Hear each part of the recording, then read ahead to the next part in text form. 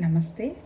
మనము భగవతత్వాన్ని భగవద్గీతని ప్రస్తుతంలో ఎలా అర్థం చేసుకోవాలి అనేటువంటి విషయం మీద ముఖ్యంగా చెప్పాలంటే ఇది చదువుతున్నది గీతా ప్రెస్ వాళ్ళది. అది మనం చదువుతూ మన అవగాహన కూడా కొంత అల్టిమేట్ అన్నిటికీ మూలం ఆలోచనే.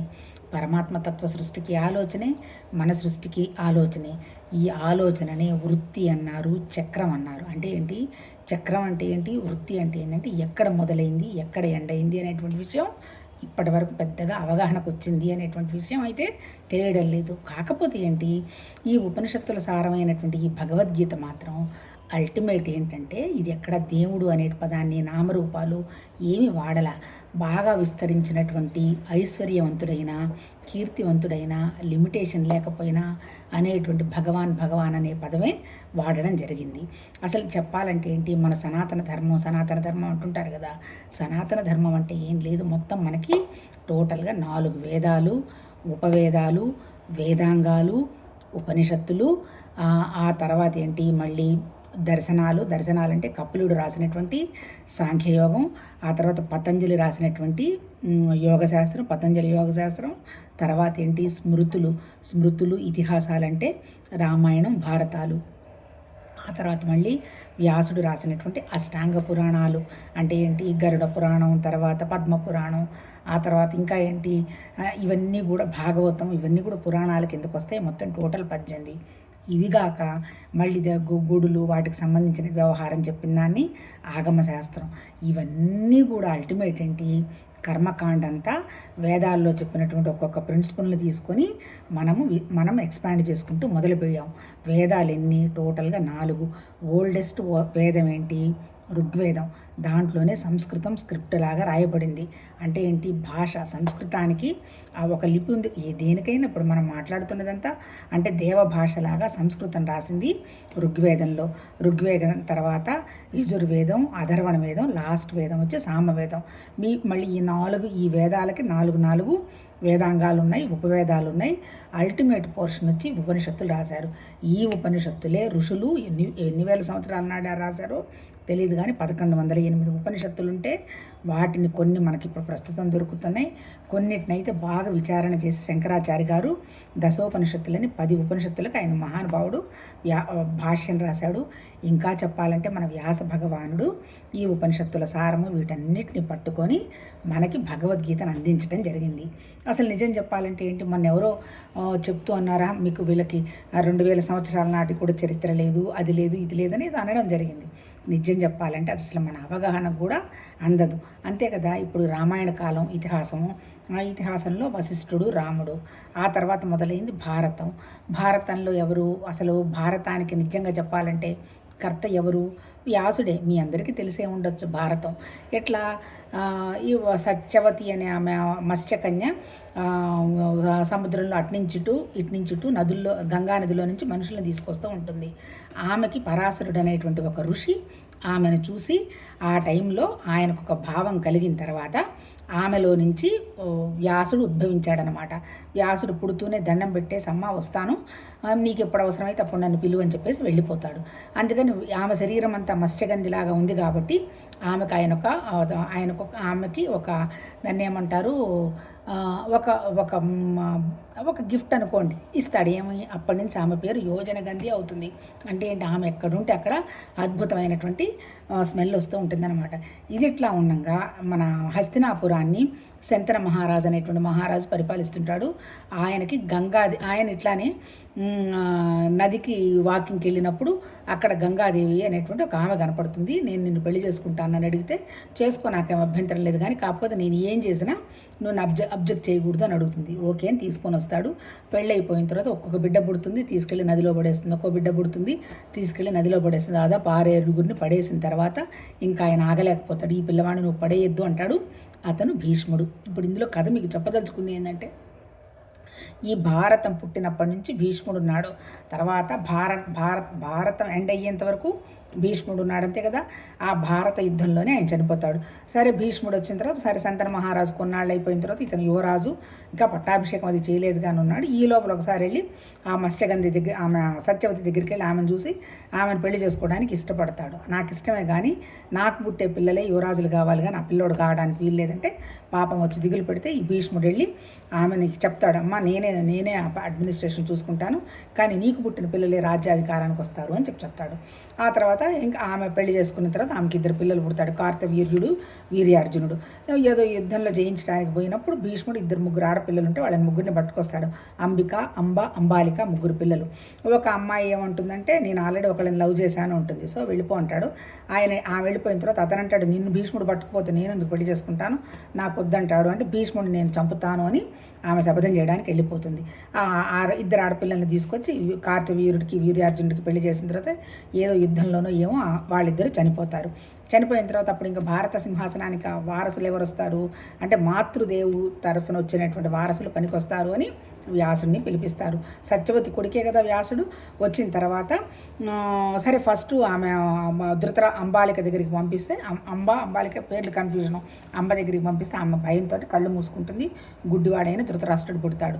ఆ తర్వాత మళ్ళీ రెండో ఆమె దగ్గరికి పంపించిన తర్వాత ఆమెకు ఒళ్ళంతా జల్దరిచ్చినట్టు అయిపోయి పాండురాజు పుడతాడు. ఇక్కడ మనం కథలు కాదు అర్థం చేసుకోవాల్సింది, కొన్ని వేల సంవత్సరాల నాడే మన స్వభావం గురించినటువంటి విషయాన్ని ఆ మహానుభావులు చెప్పారు. అంటే ఏంటి, మనం భౌతికంగా మానసికంగా మనం కనుక పిల్లల్ని కనడానికి ఇష్టపడ్డప్పుడు మాత్రమే, అంటే ఏంటి ఒకళ్ళ మీద ఒకళ్ళకి మానసికంగా 2 ఆత్మలు కలయిక వచ్చినప్పుడు మాత్రమే మంచి సృష్టిని మనం ప్రపంచానికి ఇవ్వగలుగుతాం. అది అక్కడ కాన్సెప్ట్. ఇలా జరుగుతుందా అలా జరుగుతుందా అని అవసరం లేదు. అంటే ఏంటి, భారతంలోనే ప్రతిదీ మనకి చూపించారు. కాకపోతే ఏంటంటే ఆ స్టోరీలు మనకి తేలికగా అర్థం చేసుకోవడానికి చెప్పటం జరిగింది. అంటే ఇప్పుడు చెప్తున్న విషయం ఏంటంటే ఇప్పుడు కొంచెం మనకు భగవద్గీతకి అది టచ్ అవుతుంది. సరే ఇది అయిపోయిన తర్వాత వాళ్ళిద్దరు పుట్టిన తర్వాత మళ్ళీ ఇంకొకసారి పొమ్మంటే ఆమె ఒప్పుకోకపోతే ఒక దాసి ఆమెను పంపిస్తారు. అప్పుడు విదురుడు పుడతాడు. వ్యాసుడికి ఎంత మంచి క్వాలిటీస్ ఉంటాయో, క్వాలిటీస్ అంటే ఏం లేదు, తపసంపన్నుడు, పుట్టినప్పటి నుంచి కోరిక లేదు ఏమి లేదు. అందుకే ఇప్పటికీ కూడా మనం వ్యాస భగవానుడికి ఇన్ని దండాలు పెట్టి చేసుకుంటున్నాము అంటే ఆ మహానుభావుడి యొక్క విజను ఎంతో మనకు తెలియదు. సరే అది అయిపోయిన తర్వాత సరే పాండురాజు పుడతాడు, ధృతరాష్ట్రుడు పుడతాడు. పుట్టిన తర్వాత వాళ్ళకి పిల్లలకి తీసుకొచ్చి ధృతరాష్ట్రుడికి వచ్చేమో ఆమె గాంధారిని తీసుకొచ్చి పెళ్లి చేస్తారు. ఆయన కళ్ళు లేవు కాబట్టి ఆమె కూడా కళ్ళు కట్టుకుందంటే అంటే ఆమె కళ్ళతోటే ఆయన చూపించడం మొదలుపెట్టింది అనేటువంటి విషయంగా మనం అనుకోవచ్చు. తర్వాత పాండురాజు భార్య వచ్చి కుంతీదేవి, ఆమె చిన్నప్పుడే తెలిసి తెలియక సూర్యుడిని కనుక ఏదో దూర్వాసుడు ఇచ్చినటువంటి మంత్రాన్ని తీసుకొని సూర్యుడికి ఉపాసన చేస్తే వచ్చి కర్ణుడు పుడతాడు. కర్ణుడిని మరి అప్పటికే పెళ్లి కాలేదంటే ఆ రోజుల్లో కూడా ఈ రిస్ట్రిక్షన్స్ ఉన్నాయేమో ఆ పిల్లవాడిని వదిలేయడం జరుగుతుంది. అంటే ఏంటి, మన యవ్వనంలో ఎంత జాగ్రత్తగా ఉండాలి, చెక్ చేసుకోవాలి అనేటువంటి విషయాన్ని ఆమె ఎంత స్ట్రగుల్ అయింది ప్రతి దాంట్లో చెప్తారు. ఆమె ఏడుస్తుంది, బిడ్డను వదలలేదు, ఏం చెయ్యలేదు, పంపించేస్తుంది. తర్వాత మళ్ళీ పాండురాజును పెళ్లి చేసుకున్న తర్వాత కూడా ఆమె ఉపాసన చేసి ఎవరైనా ధర్మరాజు, అర్జునుడు, భీష్ముడు, భీముడు, లాస్ట్లో నకులు సహదేవులు పుడతారు. ఇది అయిపోయిన తర్వాత మళ్ళీ ఏమైపోతుంది, సరే ధృతరాష్ట్రుడు గుడ్డివాడు కాబట్టి పాండురాజు పరిపాలనకు వస్తాడు, పరిపాలన చేసుకుంటూ ఉంటాడు. ఏదో అడవికి పోయి ఏదో మళ్ళీ అక్కడేదో ఆయనకు శాపం తగిలితే అక్కడ చచ్చిపోతాడు. చచ్చిపోయిన తర్వాత అప్పుడేంటి మాద్రి వచ్చి నేను సతీ సహగమనం చేస్తాను, ఆమె ఏంటి పాండురాజుకి పుట్టిన మిగిలిన 3 పిల్లలతో పాటు మాద్రికి పిల్లలు లేరని నకుల సహదేవుల్ని అంటుంది. సరే నకుల సహదేవుల్ని నువ్వు చూసుకొని జాగ్రత్తగా, నేను వెళ్ళిపోతానని ఆమె సతీ సహగమనం చేస్తుంది. ఇక్కడ అల్టిమేట్ మనం అర్థం చేసుకోవడం ఏంటి, ఈ సతీ సహగమనం అనేది మనకి రామాయణ కాలంలో మనకేం కనపడలేదు. యాక్చువల్గా రామాయణ కాలం ముందు కాలం అంతే కదా. దశరథ మహారాజు జరిగిపోయిన తర్వాత 3 ఎవరు, కౌసల్య, సుమిత్ర, కైకేయి, ఆ 3 ఉన్నారు.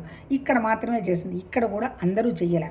కాకపోతే దీన్ని బేస్ చేసుకొని మన వాళ్ళు అనాచారం చేసి ఎప్పుడైతే వేరే దేశస్తులు భారతదేశానికి వచ్చారో అప్పుడు మన ఆడవాళ్ళని కాపాడుకోవాలనే ఉద్దేశంతో సతీ సహగమనము ప్లస్ ఏంటి చిన్న పిల్లలకి పెళ్ళిళ్ళు చేయడము అవన్నీ చేశారు. అంటే వాళ్ళ కాన్సెప్ట్ మంచిదయ్యే ఉండొచ్చు, కానీ అది దురాచారంగా అయిపోయి మనుషుల్ని అణచటం దాకా వెళ్ళిపోయింది. నిజం చెప్పాలంటే పెట్టినవి ఇవి కొంచెం వాళ్ళ ఆ సిచ్యువేషన్ ఆమెకి ఇష్టమైంది, ఆమెంతటా ఆమె నాకొద్దు నువ్వే చూసుకోమని వెళ్ళిపోతుంది. సరే ఇంతకీ ఏంటి, సరే పాండురాజు చనిపోయిన తర్వాత మరి రాజ్యానికి ఎవరు రావాలి, ధృతరాష్ట్రుడు గుడ్డివాడు, మళ్ళీ భీష్ముడే పరిపాలన చేస్తూ మొదలు పెడతాడు. ఇటువంటి సిచ్యువేషన్లో ఎవరిని యువరాజు పట్టాభిషేకం చేద్దామనే చోట అన్నదమ్ములు ఇద్దరికి తగాదు వచ్చింది. ఎవరు, వీళ్ళు కౌరవులు, వాళ్ళు పాండవులు. ఇక్కడ గాంధారి ఏం చేసింది, ఇంతమంది పిల్లలు, ఈమెకు మంచి పిల్లలు పుడితే నాకొద్దా అని ఎవరినో మళ్ళీ ఆమె పూజ చేస్తే ఒక గుడ్డుని తీసుకొచ్చి ఇస్తారు. పుడతారు. ఆ గుడ్డును వెంటనే కనుక ఉంచున్నట్టయితే మంచిగా ఒక్కడే పుట్టుండేవాడేమో తెలియదు. ఆమెకు ఏందో ఇంకా ఆశ చావక టకటక పగల కొడితే ఒక 100 మంది వచ్చి పడ్డారు పిల్లలు అంటారు. కోర్స్ అంటే ఆ రోజుల్లో కూడా ఇందులో మనం అర్థం చేసుకోవాల్సింది ఏంటి, దాన్ని బేస్ చేసుకొని ఇప్పుడు ఈ ఐవీఎఫ్ ప్రకారం, ఆ తర్వాత ఇంకొకటి ఏంటి, మనకి ఎప్పుడో ఒక టెస్ట్ బేబీని మొట్టమొదటి ఎప్పుడో ఒక 60 ఇయర్స్ బ్యాకే తీసుకొచ్చారు కదా. ఇప్పుడు కూడా ల్యాబొరేటరీస్లో పిల్లలు వస్తున్నారు. ఇప్పటికీ ఊంబు లేకుండా కూడా వేరే సరోగమిలాగా వేరే వాళ్ళ బొజ్జలో నుంచి పిల్లల్ని తీసుకొని వస్తున్నారు. వీటన్నిటికీ బీజాలు మన భారతంలోనే పడ్డాయేమో అని అనిపిస్తుంది, అంతే కదా. సో అంటే ఏంటి, మనం ఇక్కడ అర్థం చేసుకోవాల్సింది ఏంటంటే నెగటివ్గా అర్థం చేసుకోవద్దు, పాజిటివ్గా ప్రిన్సిపల్ అర్థం చేసుకోవాలి. సో ఇది అయిపోయిన తర్వాత ఇప్పుడు ఇక్కడ ఏంటి, యాక్చువల్గా ఒరిజినల్గా నిజం చెప్పాలంటే ధృతరాష్ట్రుడేగా పెద్ద కొడుకు అధికారానికి రావాలి. కాకపోతే ధృతరాష్ట్రుడు పరిపాలించలా, పాండురాజు పరిపాలించాడు. అందుకని నేను పెద్ద కొడుకు పిల్లలం కాబట్టి మేము రావాలని దుర్యోధనుడు పేచి పెట్టాడు. పాండవులు వచ్చేమో ఏదో కొంత మాకు ఇచ్చిన మేము సర్దుకుంటామన్నా వినలేదు మొత్తం మీద. ఆ తర్వాత ఇప్పుడు కార్తవీర్యుడు వీర్యార్జునుడికి మళ్ళీ వీళ్ళు అర్జునుడికి మళ్ళీ పిల్లలు, తర్వాత మళ్ళీ అర్జునుడు చేసుకున్నటువంటి అర్జునుడి భార్య అయినటువంటి మళ్ళీ సుభద్రకి మళ్ళీ ఆయన ఎవరు, అభిమన్యుడికి లాస్ట్లో మళ్ళీ పరీక్షిత్తు. ఇట్లా భారతం మొత్తం ఇన్ని వేల సంవత్సరాలను అడిగర్చింది. ఇక్కడ చెప్పదలుచుకుంది ఏంటి, ఇన్ని వేల సంవత్సరాల నాడు కూడా భారత యుద్ధం జరిగేటప్పటికీ ద్రోణాచార్యుడు, భీష్ముడు వీళ్ళందరూ ఉన్నారు. ఇప్పుడు ఇక్కడ ఏంటి మనకు చెప్తున్నాడు మన భగవద్గీతలో, ఇప్పుడు ఇంత సృష్టి జరిగిన తర్వాత సృష్టి మళ్ళీ వెళ్ళిపోవద్దు, ఎన్నాళ్ళు ఉంటారు. కాకపోతే వీళ్ళందరూ ఏంటి, ఆ రోజుల్లో ఈ భారతంలో రామాయణంలో వీళ్ళందరూ వచ్చిన తర్వాత వీళ్ళ అల్టిమేట్ ఏంటి, వీళ్ళ మనసు స్వచ్ఛమై ఉంటుంది, దైవత్వంతో వీళ్ళు కనెక్ట్ అయి ఉండొచ్చు, అంతే కదా. ఒక్కొక్కళ్ళ పుట్టికి ఇప్పుడు భీష్ముడు పుట్టింది ఆ గంగామాతకు పుడితే, అట్లాగే ద్రోణాచార్యుడిని చంపటానికి మన ద్రౌపది అగ్నిలోని చూస్తుంది. ద్రౌపది బ్రదరు ఎవరిని, ద్రోణాచార్యుని చంపటానికి. అట్లాగే ఏంటి తర్వాత మళ్ళీ ఏంటి, శకుని కూడా కడుపు మండి వీళ్ళిద్దరికి జూదం పెట్టేసేసి వీళ్ళని సర్వనాశనం చేయాలనేటువంటి ఒక మంచితనంతో వస్తాడు. ఏంటి, అందరినీ తీసుకెళ్ళి లోపల పడేస్తే ఒక్కొక్క మెతుకు తిని శకుని బతుకుతాడు. కాకపోతే శకుని వీళ్ళతో ఉన్నట్టే ఉంటాడు, కానీ అల్టిమేట్ ఏంటి, వీళ్ళంతా నాశనం అయిపోవాలి అనేటువంటి భావన. ఇప్పుడు భారతంలో చెప్పింది ఏంటి, ఒక్కొక్క క్యారెక్టర్ అనలైజ్ చేశాడు, అంతే కదా. కర్ణుడు పాత్ర, అట్లాగే మళ్ళీ ఆడవాళ్ళు ద్రౌపది, తర్వాత ఈ మళ్ళీ దుర్యోధనుడి భార్య, ఇట్లా కుంతీదేవి యొక్క మాతృత్వం, ఇంతమందికి చేసి చివరికి ఏంటి, వాళ్ళని ఎవరినైనా హెరాస్ చేస్తే అది నాశనం కావాలి అంటే ఆమెకు వచ్చినటువంటి కక్ష కారణమైందంటాడు. మళ్ళీ ఇక్కడ భగవద్గీతలో ఏం చెప్పింది, వీళ్ళెవ్వరూ దీనికి కారణం కాదు అంటాడు, అంతే కదా. ఏం చెప్తున్నాడు భగవద్గీతలో, నిరాకారమైనటువంటి పరమాత్మ తత్వం అయినటువంటి ఒక శక్తి నుంచి సృష్టి ఉంటే బాగుంటుందనేటువంటి ఆలోచనతోటి ప్రకృతి వ్యక్తమైంది అన్నాడు. అంటే ప్రకృతిని నేను తయారు చేశానని ఆయన చెప్పలే, ప్రకృతి వ్యక్తమైంది అన్నాడు.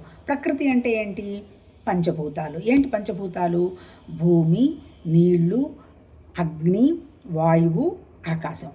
తర్వాత ఇంకా ఏం చెప్పాడు, మనసు, బుద్ధి, అహంకారం, ఇది ప్రకృతి. దీంతోపాటు ఇంకా ఏం ప్రకృతి అన్నాడు, జీవ చైతన్యం కూడా ప్రకృతే, అంతే కదా. ఇప్పుడు మన భగవద్గీతలో మనం ఎన్నో చాప్టర్ చదువుకుంటున్నాము, 11 వచ్చి చదువుకుంటున్నాం. 11 ఏంటి, విశ్వరూప సందర్శనం. ఇప్పుడు ఏంది ఇక్కడ ఈ భగవద్గీత చెప్పింది ఏంటి, నిజం చెప్పాలంటే మన జీవన విధానం, ఎలా మనం వండర్ఫుల్గా అన్నీ అర్థం చేసుకుంటూ హ్యాపీగా ఎలా జీవించాలి అనేటువంటి విషయాన్ని చెప్పాడు. ఉన్నాయి మనం అర్థం చేసుకోవటానికి మన దగ్గర, ఇప్పుడు ఆ ప్రకృతి ద్వారా, ఇప్పుడు పంచభూతాల పరమాత్మతత్వం పంచభూతాల ద్వారా వ్యక్తమైందన్నాడు కదా. ఏమేంటి, ఫస్ట్ వచ్చేసేంటి, ఆకాశానికంటే ముందు ఒక ఎగ్జిస్టెన్స్, అంటే ఒక ఉండడం అనేటువంటి ఒక ఆలోచన, దానికంటే ముందు ఏమీ లేకుండా ఉన్నటువంటి ఒక శూన్యం. ఆ తర్వాత ఇంకా థర్డ్ స్టెప్ ఏంటి, ఆకాశం ఎలా ఉంటుంది, ఒక ముందు ఎట్లా ఉందో తుది మొదలు మనకు తెలియదు.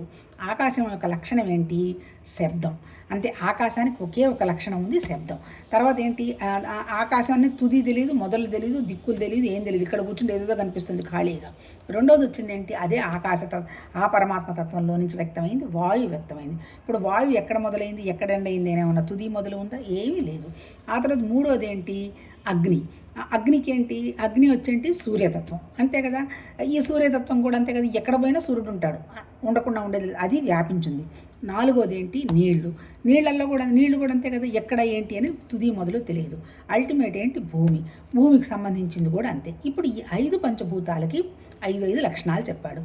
ఏం చెప్పాడు, ఆకాశతత్వానికి ఏం చెప్పాడు, శబ్దం. అట్లాగే వాయుతత్వానికి ఏం చెప్పాడు, రూపం. అట్లాగే అగ్నితత్వానికి ఏం చెప్పాడు, వాయుతత్వానికి వచ్చే స్పర్శ, శబ్ద స్పర్శ రూపం వచ్చి మన అగ్నితత్వానికి చెప్పాడు. తర్వాత రుచి తత్వానికి వచ్చేసి రసతత్వానికి వచ్చి నీళ్లు చెప్పాడు. ఐదోది వచ్చి భూమి తత్వానికి వచ్చి వాసన చెప్పాడు. అంటే ఏంటి, పంచభూతాలు ఏంటి, ఈ ఐదు ఉన్నాయి కదా. వీటితో పాటు ఏమున్నాయి మరి, వీటిని కనుక్కోవడానికి ఏమన్నా ఒకటి విషయం కావాలి కదా, మనసు బుద్ధి అహంకారం అన్నాడు. నిజం చెప్పాలంటే ఈ మనసు బుద్ధి అహంకారాన్ని మనం 3 గుణాలుగా తీసుకోవచ్చు. ఇప్పుడు మళ్ళీ కొంచెం వెనక్కి వెళదాం. వేదం అంటే ఏంటి, తెలుసుకోవటం అని అర్థం, అంతకంటే ఇంకేమీ లేదు. ఏం తెలుసుకోవటం, అసలు మనం ఎవరం, అసలు పరమాత్మతత్వం ఉన్నదా, ఎందుకు వస్తున్నాము, ఎందుకు వెళ్ళిపోతున్నాము, ఇప్పుడు ఈ ద్వంద్వాలన్నీ ఏంటి, అంతే కదా. హెల్త్ ఉంటే ఇల్లు హెల్త్ ఉంటుంది, డబ్బు ఉంటే లేనితనం ఉంటుంది, అన్ని ద్వంద్వాలు కనపడుతున్న ప్రపంచం అంతా ద్వంద్వాలు కానిదేంటి, ఒకటే ఒక్క భగవతత్వం. అది అలా ఎలా తెలుసుకోవాలి అనేదాన్ని వేదం అన్నాడు. అంటే వేదం అంటే టు నో అని అర్థం అనమాట. ఇప్పుడు ఈ తెలుసుకోవటంలో ఇప్పుడు ఏంటి, ప్రకృతి ఉంది. ఆ తర్వాత ఏం చెప్పాడు వేదంలో, బోలెడు కాన్సెప్ట్స్ ఉన్న వేదం కాన్సన్ట్రేట్ చేసింది 3 విషయాల మీదనే ఎక్కువ. ఏంటి, సత్వతమ రజోగుణాలు, స్థూల సూక్ష్మ కారణ శరీరాలు, ఆ తర్వాత జాగ్రత్త అవస్థ, సుషుప్తి స్వప్నావస్థ, అంటే ఏంటి అవస్థలు, ఆ తర్వాత ఇంకా ఏం చెప్పున్నారు, ఇట్లా అంటే సృష్టికి సంబంధించింది ఏదైనా వేదాలు 4 అయినా విషయం 3 మీదనే కాన్సన్ట్రేట్ చేశారు. అది కూడా ఏంటి, సృష్టి స్థితి లయ. తర్వాత ఏంటి, మళ్ళీ ఓ ఆ అన్నాడు 3 చోట్ల. అంటే ఏంటి, సృష్టి జరగడం, ఆగడం, మళ్ళీ వెళ్ళిపోవడం, ఇదంతా ప్రకృతే. అంటే ప్రతి క్షణం మారుతూ ఉండేదంతా ప్రకృతే. మనం కూడా అంతే కదా, ఎట్లనో చిన్నపిల్లలా పుట్టాము, స్కూల్కి వెళ్ళాము, తర్వాత అయినా ఇప్పుడైనా మళ్ళీ వెళ్ళిపోతాం. అంటే అర్థమైంది, క్షణక్షణం మారుతూ ఉన్నది ప్రకృతి. ఇప్పుడు ఇవన్నీ ఎక్కడున్నాయి, ఎక్కడి నుంచి వచ్చాయి, ఇవన్నీ అన్నీ ఆ భగవతత్వంలో నుంచే వచ్చాయి. ప్రకృతి అంతా పంచభూతాలు, శబ్దస్పర్శ రూపరస గ్రంథాలు, ఇవన్నీ 5 లక్షణాలు ఉన్నాయి కదా. ఈ 5 లక్షణాలు ఏంటి, మళ్ళీ మన జీవత్వంలోకి వచ్చేటప్పటికే పంచీకరణ జరిగిందంటారు. అంటే ఏంటి, ఈ 5 లక్షణాలు ప్రతి దాంట్లో ఉంటాయి, అంతే కదా. అల్టిమేట్గా శబ్దం ఒకటే, ఆకాశతత్వం ఒకటే, వాయుతత్వం 2, శబ్దం ఉంది వాయువు ఉంది. అగ్నితత్వంలో 3 ఉన్నాయి, ఏంటి, శబ్దం ఉంది, వాయువు ఉంది, రూపం ఉంది. 4 నీళ్ల తత్వంలో 4 క్వాలిటీస్ ఉన్నాయి. ఏం క్వాలిటీస్ ఉన్నాయి, పైన శబ్దతత్వం ఉంది, 2 వచ్చి వాయుతత్వం ఉంది, 3 వచ్చి అగ్నితత్వం అంటే రూపం కనపడుతుంది, 4 వచ్చేమో రుచి నీళ్లతత్వం ఉంది. 5వ దాంట్లో ఏంటి, భూమికి 5 క్వాలిటీస్ ఉన్నాయి. అంటే ఏంటి, ఎక్కువ క్వాలిటీస్ ఉన్నది ఎవరికి, భూమికి ఉన్నాయి. ఏమేమి ఉన్నాయి భూమికి, ఇప్పుడు ఈ 4తో పాటు భూమికి ఇంకొక లక్షణం కూడా ఉంది, గంధం, వాసన లక్షణం అనమాట. అంటే ఏంటి, 5 లక్షణాలు ఉన్నాయి భూమికి. అందువల్లనే ఏంటి, గ్రావిటేషన్ వచ్చి భూమి మీద పడి భూమి మీద సృష్టి జరుగుతుంది. మన వాళ్ళు ఎన్ని గ్రహాలు చూసొచ్చినా ఆ గ్రహాల్లో అసలు నిజంగా సృష్టి ఉందో లేదో, ఏదో వీళ్ళు ఊహకు అది ఇది చెప్పటమే కానీ స్పెసిఫిక్గా ఇలా ఉంది, నేను ఇలా చూశానని ఇప్పటి వరకు ఎవరు చెప్పిన వాళ్ళు లేరు. అంటే ఏంటి, ఈ ఎంటైర్ ప్రకృతి ఇప్పుడు ఈ ప్రకృతి ఎవరికి తెలుస్తోంది, మన మనసుకి ఆలోచన వస్తుంది, బుద్ధి కనిపెడుతోంది. అహంకారం అంటే మన శరీరం.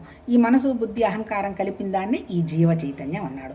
అంటే ఏంటి, ఇక్కడ జడము, నిరాకారమైన జడము భగవతత్వంలో నుంచి వచ్చినదే. తర్వాత కనిపిస్తున్నటువంటి జీవ చైతన్యము భగవతత్వంలో నుంచి వచ్చింది. అందుకనే మన వాళ్ళు ఏమంటారు, ఆధ్యాత్మిక సాధనలో లోపల బయట అంటుంటారు. లోపలేంటి, ఆకాశం నీకు బయట కనపడుతుంది, నీ లోపల ఉన్నది ఆకాశమైన స్థితి. ప్రతి చోట ఖాళీ లేదే ఒక్కటి లేదు. జాయింట్ పెయిన్స్ అంటారు. ఎందుకు, ఆ ఉన్నటువంటి ఖాళీ ఇంకా ఎక్కువైపోతుంది కాబట్టి. అవన్నీ మనం కదులుతున్నాయి, అదంతా ఖాళీ ఉండబట్టే. రెండోది ఏంటి, వాయుతత్వం. అది వచ్చేంటి, మన స్కిన్. అంటే ఫస్ట్ది వచ్చేమో శబ్దము, రెండోది వచ్చేమో మన స్కిన్ అనమాట. అంటే ప్రతి చోట మనం స్పర్శని ఆస్వాదించవచ్చు. మూడోది వచ్చి అగ్ని రూపం వచ్చేమో మళ్ళీ మన కళ్ళు అన్నాడు. 4వది వచ్చేమో నీళ్ళ తత్వానికి వచ్చి మన రుచి అన్నాడు. రుచి మాట్లాడటం జ్ఞానేంద్రియం, కర్మేంద్రియం. 5వది వచ్చి భూమి తత్వానికి వాసన అన్నాడు. అల్టిమేట్ ఏంటి, ఇది ఇక్కడ మళ్ళీ మనం చెప్పాలంటే వాసన అంటే భూమి మీద వర్షం పడ్డప్పుడు వస్తున్నటువంటి వాసనతో పాటు మనం ఇక్కడికి రావడానికి కారణం ఏంటి, ఈ సృష్టి నా ద్వారా అయితే ఒక ఆలోచన ద్వారా వ్యక్తమైంది, కానీ మీరు చేసే పని పాటలతోటి మీరు అనుభవిస్తున్న విషయాలతోటి నాకు పిసరంత కూడా సంబంధం లేదని పరమాత్మతత్వం చెప్తుంది. మరి సంబంధం ఎవరికి, నేనే చేస్తున్నాను, నాకే లాభం వస్తుంది, నా అంత గొప్పవాళ్ళు లేరని ఎవరైతే అనుకుంటున్నాడో ఆ కర్తకే భోక్తగా ఫీల్ అవుతున్నాడు. కాబట్టి తనకే సుఖము, దుఃఖము, కష్టాలు, నష్టాలు వస్తున్నాయి. ఇప్పుడు అల్టిమేట్గా మనకు భగవద్గీత బోధిస్తున్నది ఏంది, ఈ భగవతత్వం తప్ప ఇంకొకటి ఏమీ లేదాయా, నువ్వు కూడా అందులో నుంచి వచ్చావు. ఇప్పుడు మరి యుద్ధంలో ఇందాక చెప్పుకున్నాం కదా, ఇప్పుడు భోష్ముడు ఇన్ని వేల సంవత్సరాలు ఉంటే ఎట్లా, వాళ్ళందరినీ కూడా నాలోకి నేను తీసేసుకుంటున్నాను. ఇదంతా మీ అందరికీ చూపించడానికి ఇట్లా సృష్టి వ్యక్తమైనట్టు కనపడుతుంది, మళ్ళీ నా కోరలతోటి నేను వెనక్కి తీసుకుంటున్నాను అని ఇప్పుడు మనకి విశ్వరూప సందర్శనంలో చెప్తున్నాడు. 11వ అధ్యాయం చదువుతున్నాం. అసలు మన సమస్యకి కారణం ఏంటి? నేనే నాది తప్ప ఇంకొకటి లేదు అనేటువంటి మన అహంకారం, మమకారమే సమస్య. వాటిలో నుంచి బయటపడాలంటే మన దగ్గర ఏముంది? శరీరం ఉంది, మన దగ్గర ప్రాణశక్తి ఉంది, మన దగ్గర మనస్సు ఉంది, జ్ఞానం ఉంది. ఈ మూడు కానీ ఇంకొక భగవతత్వ శక్తి ఉంది, దాన్ని తురియం అంటారు. అది మనకు నిద్రలో ఉన్నప్పుడు తెలుస్తుంది, కానీ మనం అప్పుడు ఎక్స్పీరియన్స్ చేయడానికి మన మనస్సు నిద్రలో ఉంటుంది కాబట్టి మనకి వివరం తెలియదు. మనకు కాకపోతే మనకు కనపడుతున్నది మన శరీరం అనేటువంటి అహంకారం ఒక గుణం, ఇది తమో గుణం. ఆ తర్వాత ఏంటి? అది చేద్దాము అనేది రజోగుణం. తర్వాత రజోగుణం. ఆ తర్వాత ఏంటి? సత్వంగా ఆలోచన చేద్దాం, శాంతంగా ఉందాము, జ్ఞానం ఏంటి అనేది సత్వగుణం. అల్టిమేట్గా మళ్ళీ ప్రకృతి అంటే ఏంటి? జడ ప్రకృతి అయినా జీవ చైతన్య ప్రకృతి అయినా మళ్ళీ ఉన్నది ఈ మూడు గుణాలే. ఈ మూడు గుణాల ద్వారా వ్యక్తమైంది ఏంటి? శరీరం, మనసు, ప్రాణం. అంటే ఏంటి? అల్టిమేట్గా ఎంతసేపు చెప్పినా మన దగ్గర ఉన్నవి మూడు ఉంది. శరీరం ఉంది, మన దగ్గర ప్రాణం ఉంది, మన దగ్గర ఆలోచన ఉంది. ఆ ఆలోచనే జ్ఞానం అన్న ఇంకోటన్నా. మళ్ళీ వీటిని ఏమన్నారు? చక్రాలు అన్నాడు. మూలాధార చక్రం మన వాసనకు అనుగుణంగా బేస్లో వచ్చి పడతాము. ఎందుకు? కోరిక, భయం కారణం. మన సృష్టికి కారణం ఏంటి? ఆయన ఏదో కోరిక వచ్చింది కదా, ఇది చేస్తే బాగుంటుందని అలా చేసి పడేశాడు. జీవ చైతన్యం మనకి కారణం ఏంటి? మనం డబ్బులు దాచుకున్నాం, ఇన్సూరెన్స్ చేస్తాం, ఇదంతా ఏంటి? భయం. అంటే ఏంటి? మన సృష్టికి కారణం భయం, కోరిక. ఈ భయం, కోరిక ఒకళ్ళకి ఎక్కువ భయం ఉంటుంది, ఇంకొకరికి ఎందుకు భయం ఉండదు? ఒకళ్ళకి ఒక రకమైన కోరికలు ఉంటాయి, ఇంకొకరికి ఎందుకు ఇంకొక కోరికలు ఉంటాయి? వాటిని వాసనలు, సంస్కారాలు, ఆ తర్వాత జ్ఞాపకాలు అన్నారు. అంటే ఏంటి? మన ఆలోచన తీవ్రంగా కావాలనేటప్పుడు మన చైతన్యంలో ఆ జ్ఞాపకాలు ఒక స్టాంపుల్లాగా పడ్డాయి. అంటే ఇప్పుడు ఏంటి? దాన్నే వాసన అన్నారు. ఒక్కొక్క రూపానికి కారణం కూడా ఈ వాసనలే. అది అయిపోయిన తర్వాత ఏంటి? అది భూమితత్వం. రెండోది ఏంటి? స్వాధిష్టాన చక్రం అన్నారు. స్వాధిష్టాన చక్రం అంటే వ్యాపించుకుంటూ పోయే లక్షణం, నీళ్లతత్వం. నేనెవరు, అసలు ఎందుకు నాకు ఇవన్నీ అనేటువంటి విషయం కొద్దో గొప్ప విచారణ కనుక మనం చేస్తూ ఉంటే మన మీద మనం పనిచేసుకోవటం మొదలు పెడతాం. మన మనసు మీద మనం పనిచేసుకుంటూ మొదలు పెట్టాం. వాటినే పతంజలి పాపం ఆ మహానుభావుడు యమ, నియమ, ఆసన, ప్రాణాయామ, ప్రత్యాహార, ధారణ, ధ్యాన, సమాధి అని ఒక 8 స్టెప్పులు చెప్పాడు. అంటే లాస్ట్ స్టెప్ వచ్చి సమాధి అన్నాడు, అంటే సమత్వం. ఈ 7 స్టెప్పుల్లో మొదటి స్టెప్ ఏంటి? యమ, శరీరానికి సంబంధించి. మనకు ఎంతసేపటికి ఏంది? వాళ్ళు నాకేదో చేయలేదు, నేను వీళ్ళకేదో చేయలేదు, అందుకని ప్రపంచం నీకు సమస్య కాదు, నువ్వు ప్రపంచానికి సమస్య కాదు అనే విధంగా నీ మానసిక శక్తిని నువ్వు డెవలప్ చేసుకోవాలి. రెండోది నియమాలు. ఇది ఊరికి నెట్ వస్తుంది. మానసిక శక్తి, నువ్వు డిసిప్లిన్ ఏర్పాటు చేసుకోవాలి. ఎక్కువ తీసుకుంటున్నాం ఆహారం, దానివల్ల నీకు ప్రాబ్లం వస్తుంది. మంచి ఆహారం అక్కడ పెట్టాడు. నీ మనసుని చిన్నగా శిక్షణ ఇస్తూ, ఎక్సర్సైజ్ చేస్తూ, మంచి హార్మోన్స్ రిలీజ్ చేస్తూ, మంచి ఆహారం తీసుకుంటున్నప్పుడు నీ శరీరం నీకు ఎంత తేలిగ్గా ఉంటుందో తెలుస్తుంది. దాన్ని నియమాలు అన్నారు. అదే తపస్సు. తపస్సు అంటే ఎక్కడో ఒంటికాల మీద నిలబట్టమో, లేదా చలిలో బట్టలు లేకుండా కూర్చోవడమో కాదు. మన మనసు మీద మనం కమాండ్ సంపాదించడం మనసు. మూడోది వచ్చి నియమ ఆసన. ఆసన అంటే ఏంటి? మన మనసును స్ట్రైట్ ఉంచడం. ప్రాణాయామ అంటే ఎప్పుడైతే మనకి టెన్షన్ లేదో, మనకి ఎక్కువ అనవసరపు ఆలోచనలు లేవో, మన ప్రాణశక్తి పెరుగుతూ ఉంటుంది. ఎందుకు? లాంగ్ బ్రీతింగ్ కోప్పడం, ఘర్షణ పడడం. అప్పుడు ఎమోషన్స్ తగ్గిపోతాయి. ఎమోషన్స్ ఎప్పుడైతే తగ్గుతాయో మన ప్రాణశక్తి బాగుంటుంది. ఎప్పుడు నిన్ను గ్రహించుకోవాలి, నువ్వు డిసిప్లిన్ రావాలి. ప్రపంచం ఇదంతా జస్ట్ వచ్చేదే పోయేది, దీనికంత విలువీయాల్సిన అవసరం లేదనేటువంటి నీకు మనసులో తెలియాలి. దాన్ని అంటే ఉపేక్షగా ఉండడం నీకు అలవాటు కావాలంటే ఇండిఫరెంట్గా ఉంటాం. నియమ, ఆసన, ప్రాణాయామం అయిపోయింది. తర్వాత ప్రత్యాహార. నువ్వు లోపల నిన్ను గమనించుకుంటూ ఉండాలి. ఎందుకు నాకు టెన్షన్ వస్తుంది? ఇది కావాలనుకున్నావు, ఇది నీకు అవసరమా? ఏముంది ఇందులో అనే విధంగా నువ్వు లోపల నిన్ను అబ్జర్వ్ చేసుకుంటూ నీలో నువ్వు ఆనందపడటం గ్రహించుకోవాలి. అది ప్రత్యాహార. నియమ, ఆసన, ప్రాణాయామ, ప్రత్యాహార. తర్వాత ధారణ అంటే ఫోకస్. నువ్వు ఎప్పుడైతే నీ మనసుకి, నీ శరీరానికి, నీ ప్రాణశక్తి పెరిగిందో నీకు ఒక రకమైనటువంటి ఎనర్జీ లెవెల్ పెరుగుతుంది. అప్పుడేంటి? ధారణ అంటే నువ్వు ఏది చేయదలుచుకున్నావో అది ధారగా చేసుకుంటూ పోతావు. ధార అంటే ఏం లేదు, ఒకే దాని మీద ఫోకస్ పెట్టడం, కాన్సన్ట్రేషన్. ఆ స్థితి కూడా దాటిపోయిన తర్వాత వస్తావు ధ్యాన. ఏంటి ధ్యాన? ఉన్నదంతా ఒకటే పరమాత్మతత్వం, భగవతత్వం. మన దగ్గర తప్ప ఇంకో చోట ఎక్కడా లేదు. నాలో ఏముంటే అదే చూస్తానని నిన్న మనం 11వ చాప్టర్లో కూడా చదివాము. అందుకని ఏంటి? భగవతత్వం ఇక్కడే ఉందనేటువంటి ఆలోచన పెట్టి ఆ భగవతత్వం యొక్క నిశ్శబ్దాన్ని మనం వినడం ధ్యానం అంటే ఏం లేదు, భగవతత్వానికి సంబంధించిన జ్ఞానం అణువణువు ఉంది, నాలో కూడా ఉంది అనేటువంటి ఒక నిశ్శబ్దమైన దాన్ని మనం శబ్దం వింటాం. నిశ్శబ్దాన్ని ఎట్లా వింటాము? అన్ని ఇంద్రియాలని క్లోజ్ చేసి ఆ నిశ్శబ్దంలో ఉండడం ధ్యానం. అది అయిపోయిన తర్వాత సమాధి. ఎప్పుడైతే నీకు ఒక దాని మీద ఫోకస్ పెట్టడం వచ్చిందో, కాన్సన్ట్రేషను, పరమాత్మతత్వం ఉందనేటువంటి విషయం కొద్దో గొప్ప నీకు అవగాహన వచ్చిందో, అప్పుడు నువ్వు ఏ స్టేజ్లో ఉంటావు? బ్యాలెన్స్ స్టేజ్లో ఉంటావు. దాన్ని సమాధి అంటారు. డైరెక్ట్గా సమాధి వచ్చింది అంటే రాదు. ఈ స్టెప్స్ అన్నీ పాటించుకుంటూ పోవాలి. ఈ స్టెప్స్ అన్నీ పాటించుకుంటూ వాటిని చక్రాలు అన్నారు. మూలాధార చక్రం నీ శరీరానికి సంబంధించినవి ఏంటి? మూలాధారం అంటే భూమితత్వం కాబట్టి కొంచెం జనరస్గా ఉండు. కోరికలు ఎక్కువ ఉంటాయి కాబట్టి ఇష్టాలు టెన్షన్ పడతాయి. ఇష్టాన్ని దాటిపోయి ప్రియమా, మంచిదా, చెడ్డదా అనేటువంటి స్థితిలో ఉండు. నీకు ఉపయోగకరం అయింది, ఇష్టం లేకపోయినా దాన్ని యాక్సెప్ట్ చేయి. నీకు ఉపయోగకరం కాంది, నీకు ఇష్టమైన దాన్ని రిజెక్ట్ చేయి. అది మూలాధారం. రెండు, నీటి తత్వం. నీ మనసుని, నీ ఆత్మజ్ఞానం పెంచుకోవాలంటే నీ మీద నువ్వు డిసిప్లిన్ చేసుకుంటూ ఉంటావు. స్వాధిష్టాన చక్రం. చక్రం అంటే ఏంటి? వృత్తి అంటే ఏంటి? ఆలోచన.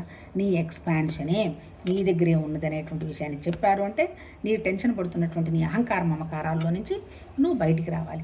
ఇప్పుడు ఇక్కడ ఇంకా చెప్పింది ఏంటి? పంచభూతాలు అన్నాడు కదా. ఈ పంచభూతాలకి ఏమన్నాడు?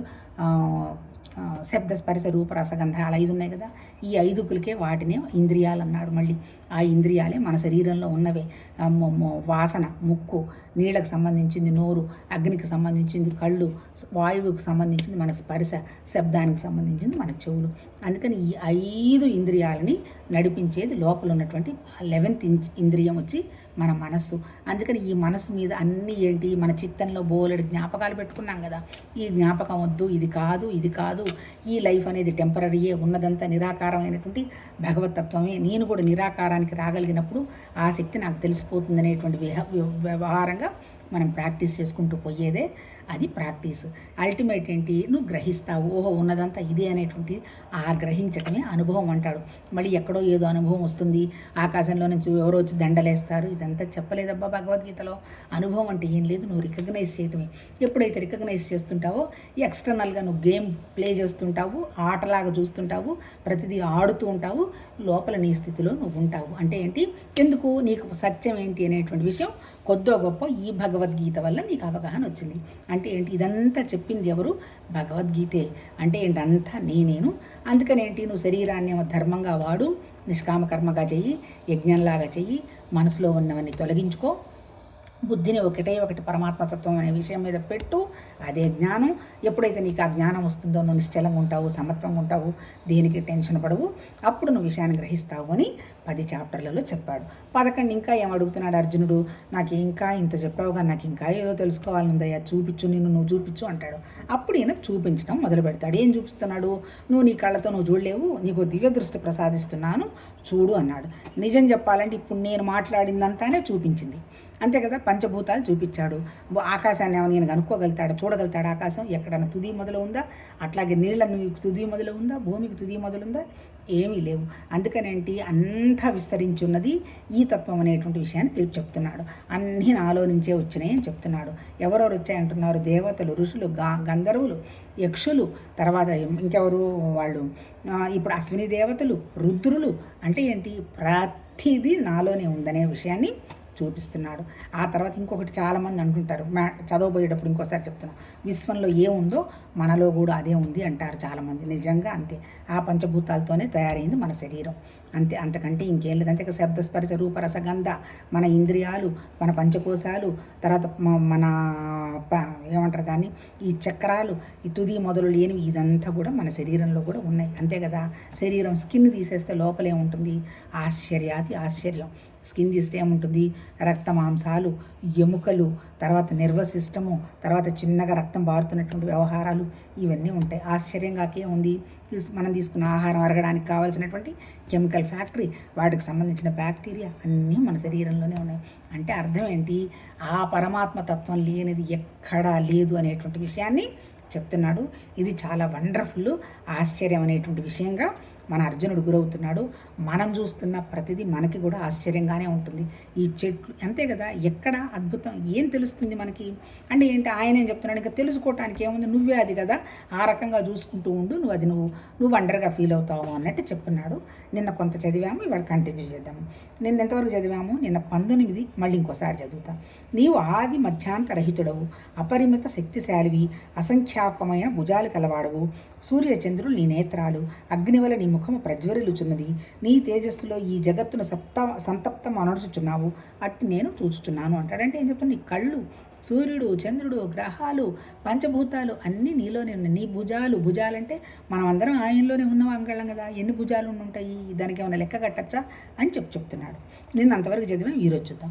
ఓ మహాత్మా, దివి నుండి భూమి వరకు గల అంతరిక్షము నంతటను అన్ని దిశలను నీవే పరిపూర్ణుడు అయి ఉన్నావు.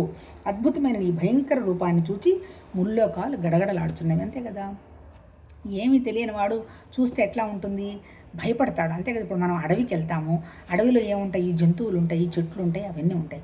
అదలేక గార్డెన్కి వెళ్తాము, గార్డెన్లో ఎలా ఉంటాయి, తోటమాలి పెంచుతున్న గార్డెన్లో మొక్కలు నీళ్లు పోయడము మంచిగా ఉంటుంది. ఇప్పుడు మనకి ఏమీ తెలియని విషయం చూసాము, భయపడిపోతాం కదా. ఇప్పుడు అర్జునుడి పరిస్థితి అదే ఉంది. అర్జునుడికి కొంత జ్ఞానం వచ్చి అంతా భగవతత్వం అనేటువంటి విషయం తెలిసినా అన్నీ మొత్తం ఆకాశము, గ్రహాలు అంతా నువ్వే ఉన్నావు, నీ భయంకరంగా ఉంది రూపం చూస్తే. అంతే కదా, ఇప్పుడు మనం ఆకాశంలో విమానంలో అందరం కూర్చొని వెళ్తున్నాం కాబట్టి హాయిగా వెళ్తాం. ఒకళ్ళ మేము ఆకాశంలో పోవాల్సి వస్తే అంత ఖాళీగా ఉంటుంది. అట్లాగే ఒక్కళ్ళలో మనం నీళ్ళల్లో పోవాల్సి వస్తే, అట్లాగే ఒక్కళ్ళమే మన మంటల్లో నుంచి బయటికి రావాల్సి వస్తే ఎట్లా ఉంటుంది అంటే, అర్థమైందంటే అంత భయంకరంగా ఉంది నీ రూపము. ముల్లోకాలు కూడా గడగడలాడుతున్నాయి అంటాడు. ముల్లోకాలు అంటే ఎవరు, మన స్థూల, సూక్ష్మ, కారణం, మూడు. అంతే కదా, నా శరీరం చూడంగానే భయం అనిపిస్తుంది, లోపల నాకు ఆలోచన భయం వస్తుంది, కారణం నాకేంటో తెలియదు, అది భయం వస్తుంది. అన్నీ అంటే ఏంటి, ప్రతి వాళ్ళు నిన్ను చూసి భయపడుతున్నారు, అంత విస్తరించున్నావు నువ్వు అంటాడు.